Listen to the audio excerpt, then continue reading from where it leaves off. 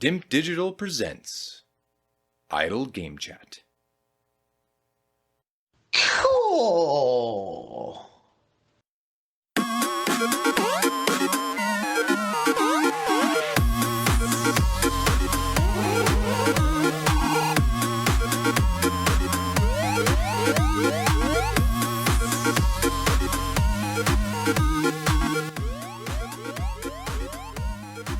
Jusant is a brand new, well, relatively new, came out last year, so let's not get ahead of ourselves, but Jusant is a brand new action puzzle climbing game and a meditative journey to the top of a tall tower. Challenge yourself at your own pace, explore different paths, and unravel the secrets from a bygone civilization. Experience climbing like never before. Master your climbing tools and watch your stamina meter to successfully navigate this mysterious and changing tower.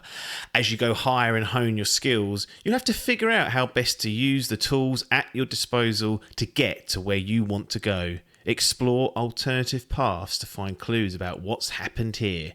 Relax and bask in nature. Play at your own pace. As you climb, you'll come across breathtaking biomes full of flora, fauna, and accompanied by a peaceful, atmospheric soundtrack. Brace yourself arid the windy slopes, sleek refuge tunnels lit only by... What's that? What's that luminescence word? Bioluminescence. What's that mean? Natural stuff that shines in the dark. Well, that's what it's lit by, these tunnels, and more. Journey with a companion made of water. Meet the mysterious ballast. This creature will help guide you throughout your journey by waking nature along your path, helping to reveal clues that will help you piece together the tower's past and reach the top. This is Jusant. This is what I've played on Xbox Game Pass lately. Logan, you've seen the trailer, you've heard the store page. Yeah. It's down to you to get the right questions so the audience can figure out what the hell this is. Yeah, well, when you text me about this, I think I said pretty much exactly the same. I went, "What on earth is that?" I can't. What was the exact words I used? I can't remember. Irrelevant, largely. But yeah, I hadn't seen this lurking, and I was aware that you'd done some quite big games recently. I wasn't expecting a review of another game so soon, and I think you went, "Yep, palate cleanser." So I think listeners of the podcast would already appreciate both mine and your love for a little palate cleanser. Haven't really done many of them of late, have we, between us? I don't think. No, I tend not to touch them until I've finished a big project, like Final Fantasy VII Remake was. And then I might go on a string of them in between another new release or perhaps en route to another game. So could be more of these coming, could be less, could be jumping straight into a 200-hour MMO for all I know. I don't know what I'm going to do next, but yeah, these do fill a nice gap. And this is palate cleanser territory in terms of length, like 5 to 6-ish hours. Yeah. You know, first run through. There's secrets and bits you can get, and it'll take a bit longer, but you know, you'll Is that what you need? Not really, no. Not really. You can go back and get it, the chapter select and whatnot, and it shows you where the collectibles are, you know, what chapter they're in, I should say, which ones you've missed, so you don't go fucking around going, "Oh, where's that?" So if you want to target a completionist run, it's got tools there for you as well. But general people will probably bang through this in 5 to 6 hours. Yeah, so it's a very artsy style game. I don't know what I mean by that, but I do. It reminded me, I think... Well, it ain't photorealistic, is it? I think that's a fair other description. Is it going for Last of Us realism? No, this is an art style game. An art style.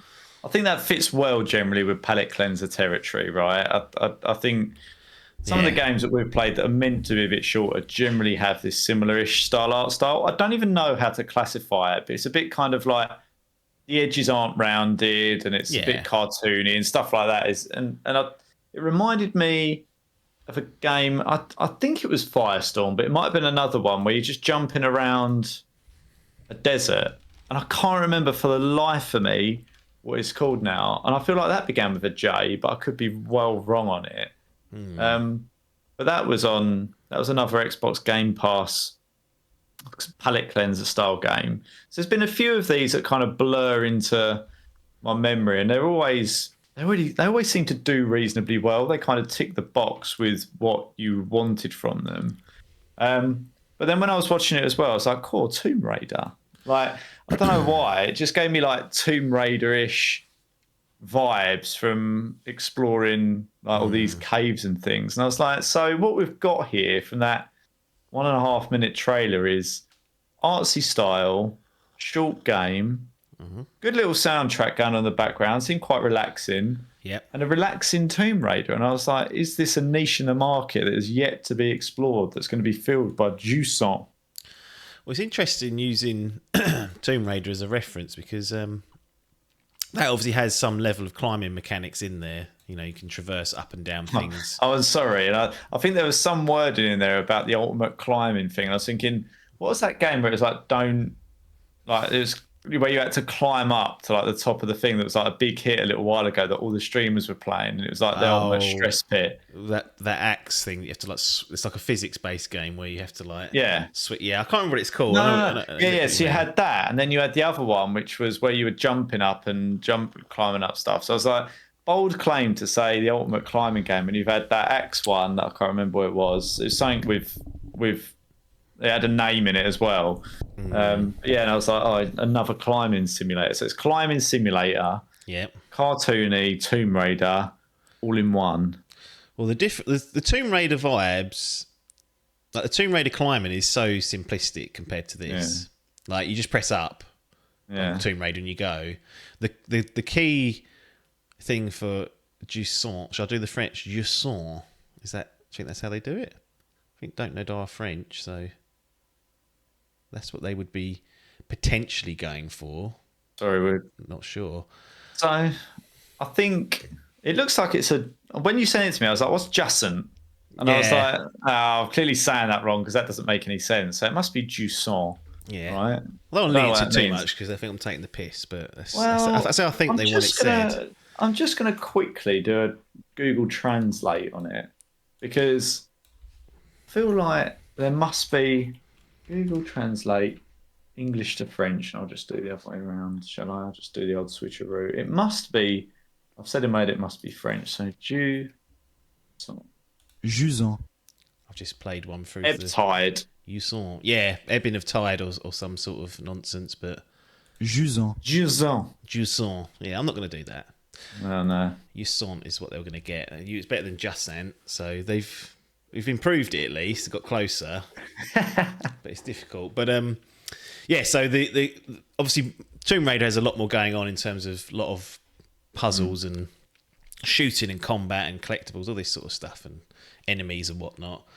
So the climbing is just a means to an end. And that's kind of the intention of it. It's not designed to be a climbing simulator. They specifically call out in this one that it's the ultimate, climbing simulator almost. You've never experienced climbing like never before. So that's the pull of it. So the difference with Jusant is that the climbing is the game, essentially. Like there's deep, not really deep, but there's more complex mechanics just in climbing a simple wall and having to deal with that. Looked like you had like an energy bar, and there seemed to be some button pressing mechanics for perhaps which element of the rock you're aiming for or something. I was like, this is interesting. So as a stamina bar, so that depletes as you kind of reach up and grip things. You can jump as well. So when there's a gap between, a grabbable object and, the next grabbable object, you can sort of hold A, which it was on the Xbox, and then jump and then grip the next one. That will use more of your stamina. And it will actually take a little of a chunk out the stamina. So your maximum stamina will reduce the more you sort of climb without resting or without hitting like I can't remember what they're called. I think they're called relays, is where you can basically reset your rope length because you have a maximum length of rope as well. So you have to kind of plan out where you're going to go. You can't just go scrabbling off in all directions because you'll eventually run out of room. But the basic crux of it is that in order to climb, you have to be gripping something, and your left and right arms grip individually, and they use the right and left triggers for that. So you hold the right trigger and it will squeeze and grip something if it's there. Left, you grip that. If you let go, both of them, you'll fall. Now the rope will catch you. You won't die. I don't think you can even die in the game. The rope always is like a safety net for you, basically. But you can lose progress by doing that. You can kind of set up, actually, just on the side, you can set up mini checkpoints with these like little spikes. I think they're called pythons that you just drop in.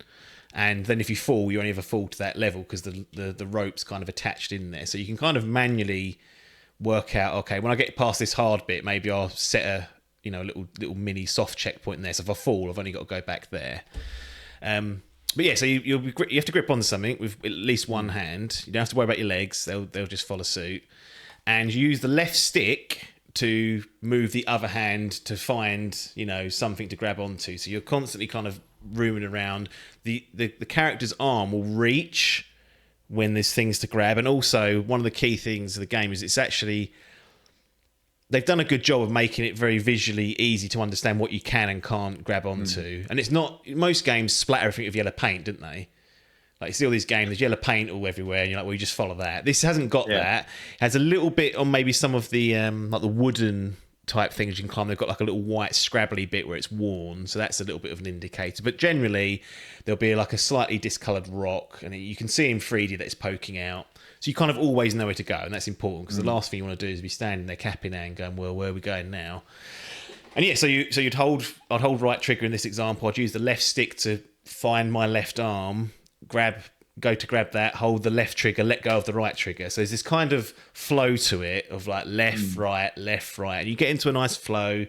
And I said, it's all mechanically based. So if you let go of those triggers, you'll start falling. You can grab on, like once you fall, you can grab onto other things again, but the climbing is the game, essentially. That is the main mechanic, and it's interesting to see something like this being put into place and being developed. And I was generally quite pleased with it. Just at a high level, the mechanics were really sound. I said there's no worrying about where to go next. The only time you'll maybe be stumped is you might have a few directions to go in, but that's kind of the exploration aspect coming in. It's like, do I go left or right, or do I go just straight up? And the little ballast thing that they mentioned in the store page can direct you. Like, you can sort of have him go on your shoulder and he'll show like little waypoints, like little markers of where you need to go. So it'll show a few collectibles, but also show where the main objective is if you want to focus on that. But yeah, that's the kind of basic mechanics and how they work, and it feels really nice to play. It probably seems like it can be very frustrating, but really they give you enough leeway in the fact that you don't die.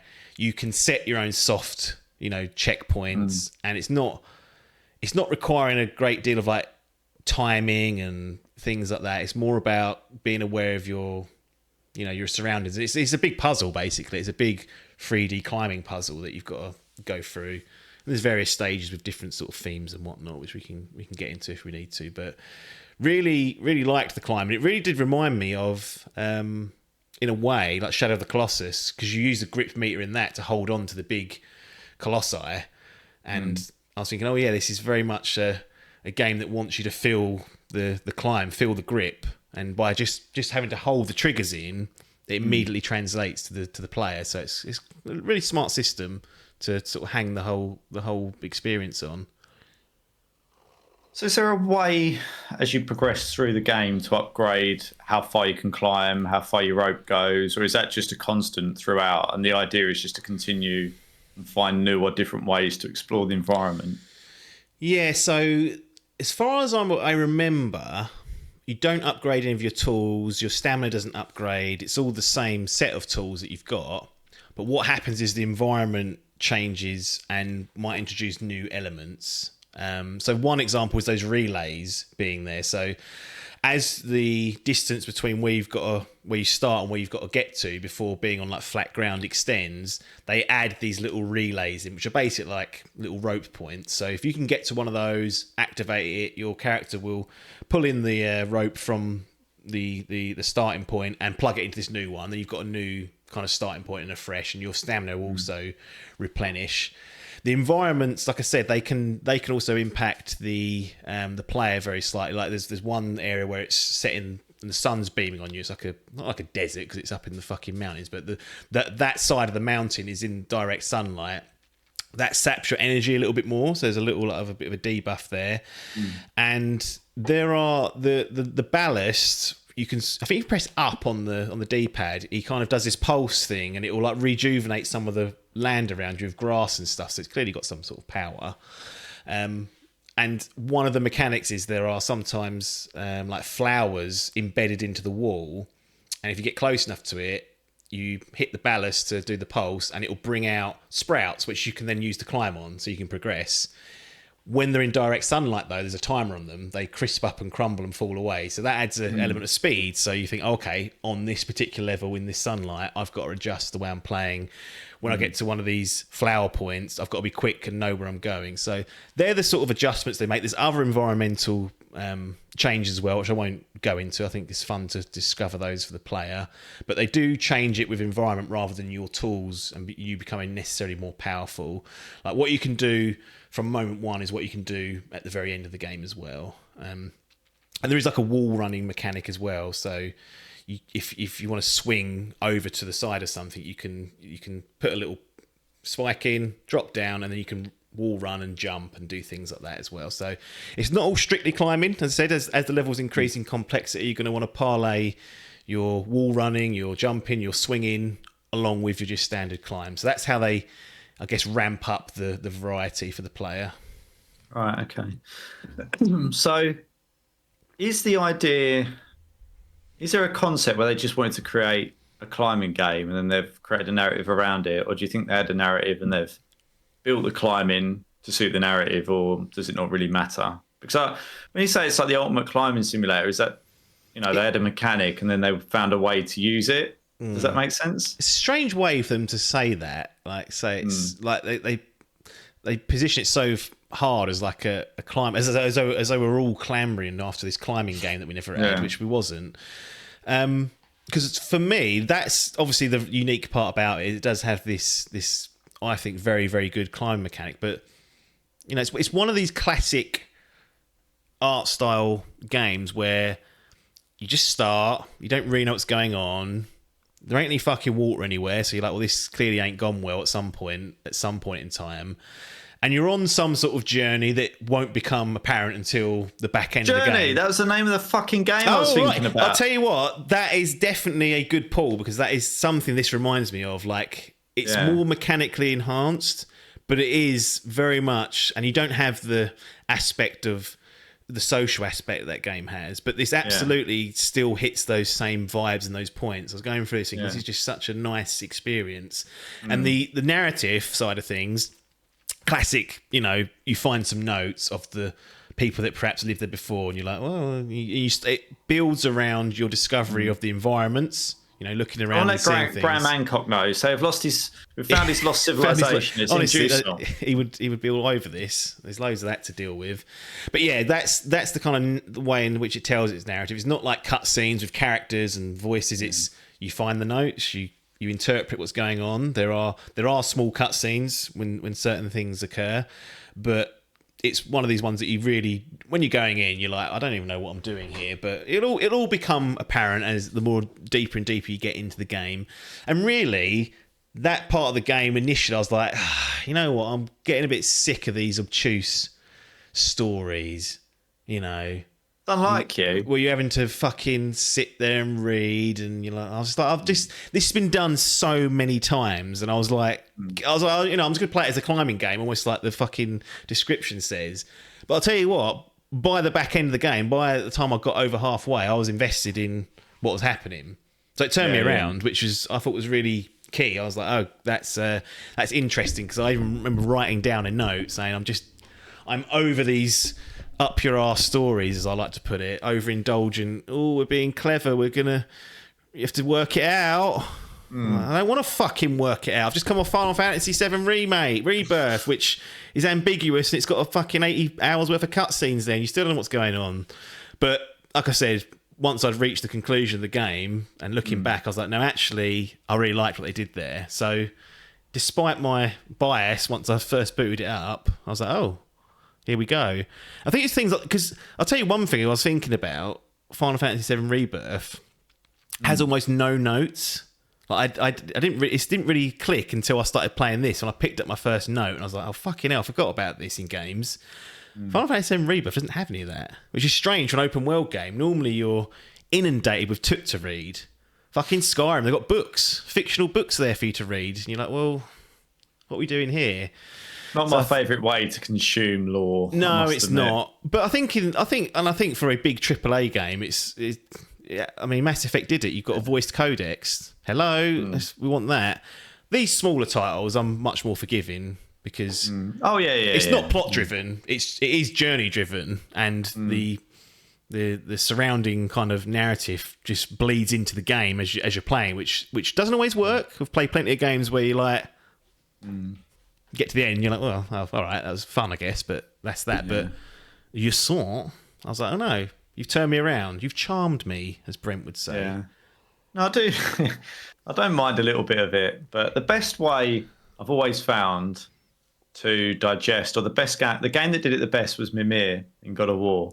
He's by far is the best way of delivering lore, I think. Just whilst you're travelling, just a little that waffler chat and a waffler in the background doing it is like ideal.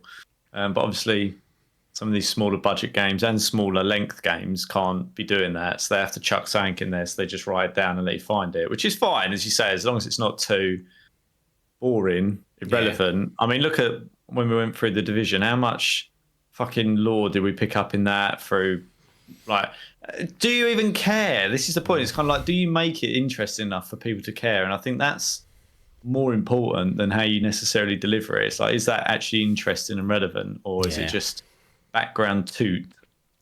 Could be background toot, but it's not intrusive. It doesn't get in the way of the climbing aspect, and I think ultimately it was worthwhile to include that, because you couldn't just have the game. There's got to be some reason for climbing up the tower, I guess. So and what could have been just a throwaway, nonsense, I think they've done a good job with it, even though it's quite subtle for the most part. So yeah, thumbs up in that department as well. Nice.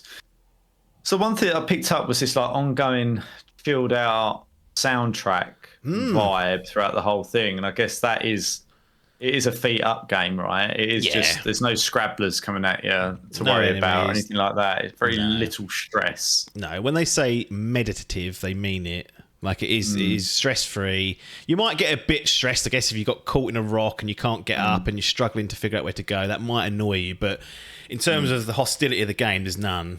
It's a very much a nice, pleasant experience. You can focus on moving up the mountain, searching, exploring, reading the notes, and just going at your own pace. It checkpoints almost every time you get to a new sort of ledge and bit where you walk around, so you can up and leave it after a few minutes. One of the things I liked, actually, when you come back to the game, it shows like almost like a screenshot of your character sitting down somewhere nearby where you left off, and you hit continue and it zooms in on the screenshot and goes straight into the game. It's almost like a continuous, like a nice little pickup. So I like that transition. It's a small thing, but rather than it just being like a loading screen and then dropping you back in, it was nice to have that. But yeah, if you're worried about scrabblers or anything like that, don't be. There's no hostility to concern yourself with. You can just explore at your leisure and work your way up this bloody tower.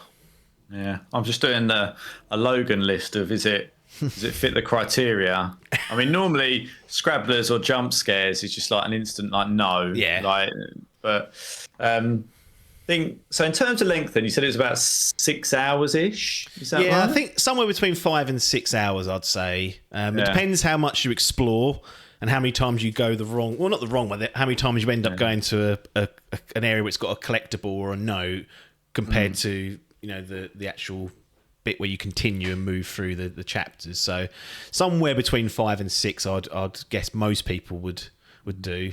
So is it linear then, with sort of like side? The way that I kind of imagine it is like a tree, right, where you sort of go up and there's all these like branching different places you can go that you need to explore, but there will be some certain key ones that you need to get to advance the narrative, I guess. Yeah, so there is like one big trunk that might not be straight up like a tree. It might be like that. But if you follow that trunk, that will get you where you need to go. But you can explore the branches as well. And there's not thousands of branches. There's maybe... Can you see those? Is there a way to go, right, I know I haven't been to that branch over there, so I need to go over there? Or is it literally like So yeah, I went left. I now need to go. I didn't get what I need, so I need to go up or right or whatever. Initially, it's trial and error because you don't really know. You just think up, and you're like, okay, I can go up if I go left here, and you're like, oh, that's actually led to a cul-de-sac cave which has got nowhere to go. But I've picked up this. I found this mural or something on the wall which I can activate, and it's a collectible essentially. So you come back and you're like, let's have a look from a different perspective. Oh, actually, there's a little bit right. I've got to go down a bit and go back up. So initially, it's kind of trial and error. But once that little ballast comes, he's in a little fucking bag at the start of his ballast, and he comes out after you sort of get past the first chapter. And then you can use him to visualize, and you'll see there's like I think it's a brown like hologram or hollow like round circle which will show you the direction of where the main quest is, how to get up the tower, and then it'll have like green and blue rings as well for like collectibles. So if you want to go and do those, you're like, okay, if I'm here and there's 3 directions, I can see that the brown main quest is on my right, but there's 2 things to my left. You might go, I'll go up there first and then perhaps work my way across. But there's no map or anything. There's no... You have to kind of visualize and see where you want to go and use the environment to get there. I can see some people getting maybe lost, but I think they do you just head up. Like if you're in doubt, head up and you end up where you need to go eventually. Yeah. I was just trying to think, like from your perspective, did you get everything? I think I missed like 3 collectibles in the whole thing. The ballast shows most of them, but not all of them. There are some collectibles that you have to find. Yeah. But I wasn't trying to do that. That was just from just being nosy. I was just thought, if I'm nosy, I'm normally happy with these games. I'm not going for a 100% run. There's no list. There's no ongoing list when you play it for the first time to track it. So I had no awareness of what I had or hadn't missed. And sometimes I'd look at the I looked at the chapter list afterwards where it shows like a breakdown, and I was like, I could have sworn I went to every area on that chapter, but clearly not. There was stuff still hidden. So yeah, I'm happy just to have a little nose round. Don't just breakneck it to the next objective, because they're not really objectives. It's just you want to go up, and then you get there, and it'll open up a new chapter and be a different environment. Usually, it's not like someone telling you, "Going, you've got to get there." You just know inherently. Yeah, you just know inherently that's where you're going to. But on the way up, you might go and visit a branch and see what was occurring. Okay, so it's very much just an explore then. Like really, you're just having a little potter around and seeing what you can find. Yeah. And then moving on when you're happy. Yeah. I guess, by the sounds of it. And if you can see it, you can get to it. It just might be a bit of a scenic route required. So there are certain things that I saw which were like right above my head, but I couldn't just climb up it because there wasn't rocks there. And it'd actually be quite complex to get there. I'd work out, I'd have to go sort of up to the left, then across to the right, then use my rope to sort of rappel down. And then, so there's more. I think they use the mechanics more advanced when you're trying to go for like certain collectibles, but like I said, there's no way of really tracking it on your first run, so I wouldn't stress out about it, and I certainly didn't. So multiple runs required unless you're some sort of savant at knowing where to go and get lucky. But like I said, once you've completed it, you can choose the chapter and just go back to that one chapter. So if you're missing 2 in chapter 2 and 3 in chapter 4, you can just go back to those 2 individually, find them, and then be done with it. But I don't think I'll bother doing that. I don't tend to go back in for collectibles. No, I don't, think... So these sort of games, for me, are ones that you just sort of play until your sort of palate's clean, I think, which is a really weird way of putting it. But the idea isn't, when I play these, to complete them or to get trophies or anything like that. It's just to enjoy something a little bit different. Yeah, experience something a bit different. Yeah, and the fact of the matter is, most of these things are so short that you will just complete it anyway, because unless it's an absolute shitter, you won't get bored of him 4, 5, 6 hours. Usually, you can. You'll think, I might as well just finish this off, or I'll just keep going. If this was 30 hours, Spiritfarer. Well, that is exactly it. It's getting crapped on again years later, but that is exactly it didn't know. Didn't get the memo, did it? It could have been the perfect palate cleanser, and it turned into its own affair. I was like, what? Turned into a fucking part-time job, that did. Shipping all those fucking miserable fucks off to the afterlife. Yeah, that was... Jesus. Weirdly, I thought it was okay, but it just lost me because of the length. And as you say, it does become rinse and repeat quite quickly because these games are generally quite shallow, and that's okay because you're not expecting anything else. If you had to do 20 hours of this, you'd probably be like, right, well, I need a bit more for 20 hours than this. So I think straddling that time to complete is an important thing to do, and making sure that it's not overly burdensome. Yeah, I always agree with that. It's, we've come off the back of Rebirth. Did it need to be 101 hours for everything? Probably not, but it is. It's like, okay, if that's what you want to do. Everyone still gets locked into the more length, more to do, better value. It's like, no, not necessarily. I mean, don't get me wrong. I wouldn't want to pay full price for a game that's 6 hours, right? You go, well, what are we doing here then? But at the same time, it's like when you go and watch a film, you go, does that need to be 3 hours long? Does No. Oppenheimer need to be 3 hours long? No, It didn't. I'll tell you that now. And if it was, it'd have got an extra 0.5 buff at least in the reviews from us, I would have said. Did they just give that Oscar out because Nolan hadn't had one? Because he's done better stuff than that. Oh, yeah. I thought it was good. I really enjoyed it. Yeah. But I thought this could have been better if it was a bit shorter. And as you said, like, he's definitely done better stuff. Like, I don't think that's like the pinnacle of what he did. And it was really odd. I think sometimes that's a competition as well. And you look around and you go, well. Yeah, true. True. I sometimes feel like people get it eventually. Those that end up deserving it don't always get it on the year they deserved it, or for the film, or for the work. But cumulative set of works. Eventually they just get given it. But anyway, this ain't Oppenheimer yet. So, is there anything else good that you made a note of that we haven't covered throughout that little escapade? No, not really. I don't think there's anything to call out. I say it's worth reiterating that this shouldn't be a frustrating experience for most people because they've done such a good job of showing you what you can and can't climb, and it's very forgiving with the stamina. We've been able to do your soft checkpoints by pinning your rope in. They've done all they can to make this as stress-free as possible. And that was my concern. I have to admit, when I first saw that trailer, I was a bit like, you're selling me a meditative experience, but you're giving me a stress of a bar there, which always shows that I'm going to have to be looking at it. It's more of a brain exercise than it is a execution exercise, if that makes sense. Yeah. So it's more about looking and thinking, right, I can go there, and there. Okay, that's the way up. Rather than going, right, I can go there, and there, and I've got to execute this perfect, sequence of gameplay. No, you can just chill out and just hang there on the rocks if you're really stuck and just rest. Like your stamina won't necessarily go up, but I think if you click the left stick in, it'll drop like their arm back and it'll replenish the bar a little bit. So it's fairly forgiving. Like I said, you don't need the little soft checkpoints. I didn't really use because very rare do you fall because you just know to always have one finger on a trigger. Like once you've got into the flow of it, unless you're just letting go for no apparent reason, you'll be fine. But really, I think they've done a very, very good job with tying together a nice narrative along with interesting and engaging sort of climbing mechanics at a length that's lovely and palatable. Nice. Is there anything negative on this experience? I mean, obviously, it's not a AAA 40-hour escapade.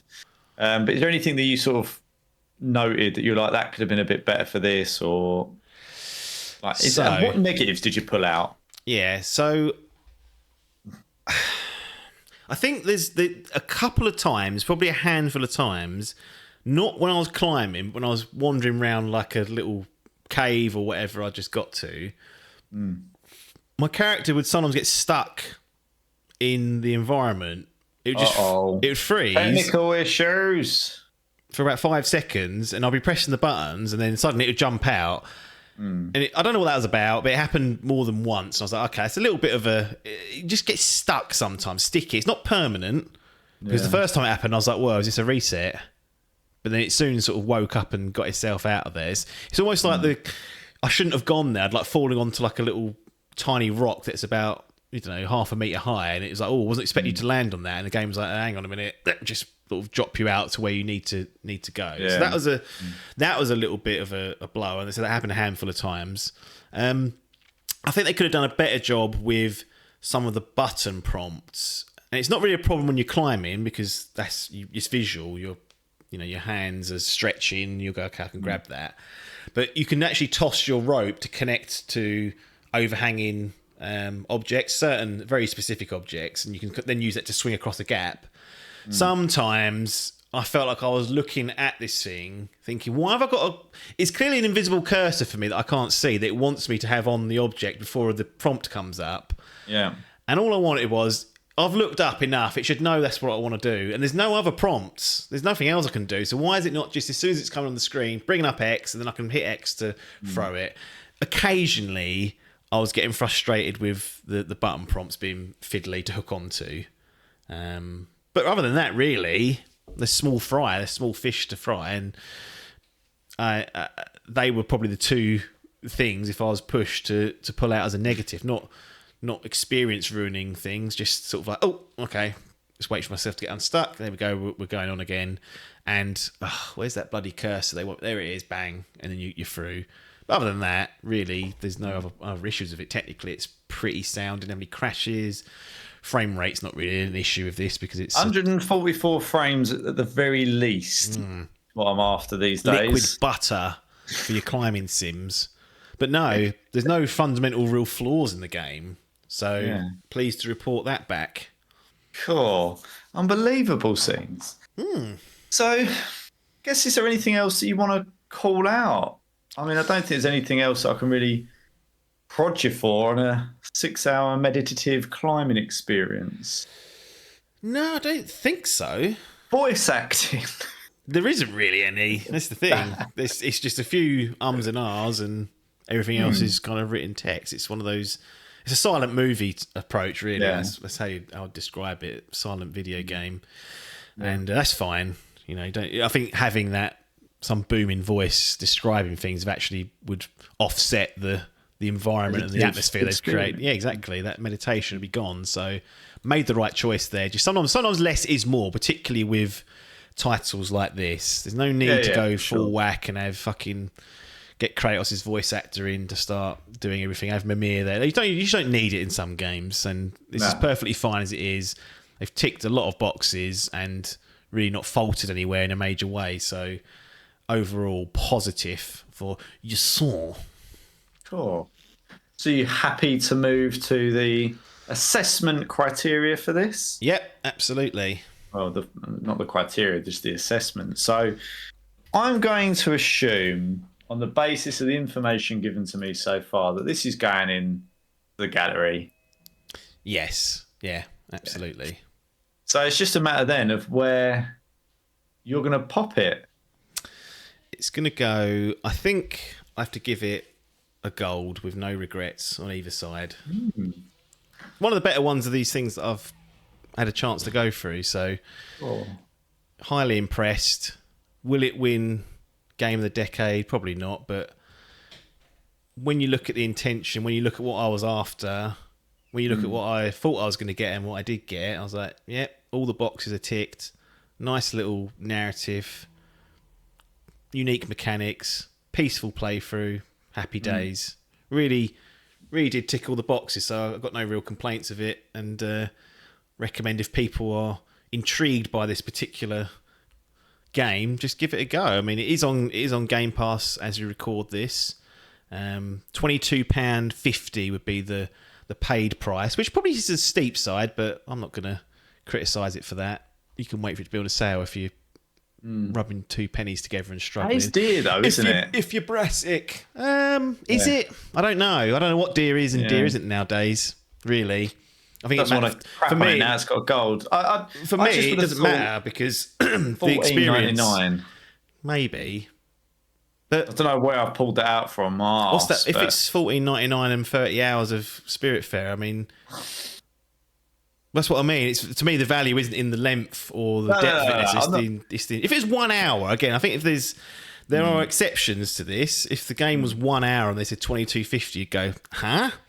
Yeah. But I think for something between 5 and 6, I'm fine Yeah, with yeah, that. yeah. It's hard. It is. You're right. It is hard. I just didn't expect it to be that. I mean, look, it's pounds. I mean, if it was 17.99, I probably wouldn't have batted an eyelid. Spiritfarer 23.74, so you're paying more for that.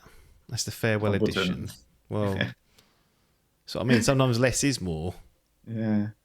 But yeah, no one's going to do that. It's obviously going to be an Xbox Game Pass job. I mean, look, if you haven't got Xbox Game Pass and you just wanted to play this, then get Xbox Game Pass for a month. Yeah. Like, they normally give you it for £1 anyway, so that's the absolute way of doing it. Yeah. So it's almost irrelevant for me, that price. Yeah. But no, interesting. I think it's definitely piqued my interest in it. I think it seems to tick a lot of the boxes, so could be one that I have a look at. Voice note inbound then. He's committed to it.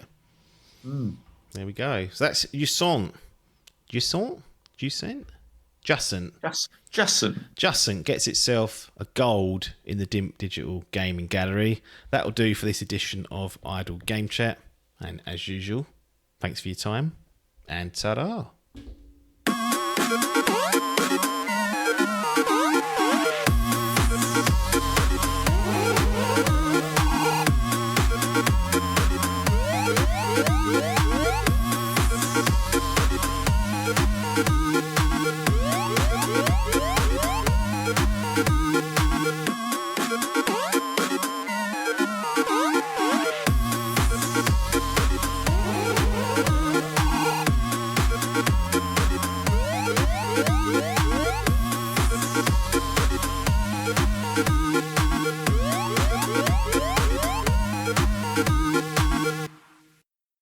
This was a Dimp Digital production.